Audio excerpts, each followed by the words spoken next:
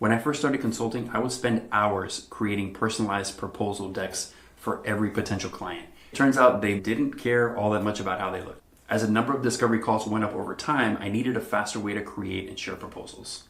And what better place to do that than in Notion? We have a proposals database. There's really just one template in here. If we open that up, we can see here, we've got some key sections that will then populate for every new proposal. A quick quote about our mission, key sections that we're populating using Notion AI. We're covering that in a separate video, so subscribe to the channel if you want to check that out. But covering what are the challenges discussed in the discovery call, our approach to solve those problems, information about the workflow audit, a preliminary outline, timeline investment, and then this is evergreen content for every proposal. What is it like logistically to work together, norms and expectations?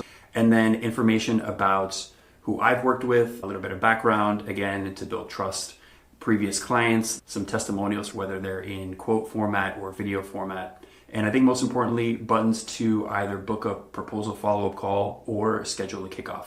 These link to cal.com, different links so that we can track when they're set up in relation to when the proposal was sent. But that's essentially it. Those key components make it a lot easier to plug and play, set up the details around what your outline is, budget, timeline, things like that. And then if you get into the side panel, I'll make sure to share this template if you're watching and if you subscribe to the newsletter, indieconsultants.club. We're sharing resources for solo consultants.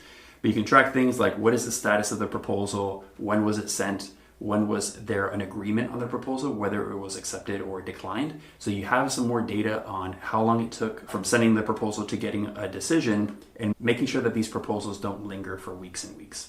So if you want to get a full breakdown of my end-to-end proposal process, subscribe to the YouTube channel. I'll include the link below. And then also check out the newsletter, indieconsultants.club, where we're focusing on resources and guides to help you launch and scale your solo consulting business. See you in the next one. Cheers.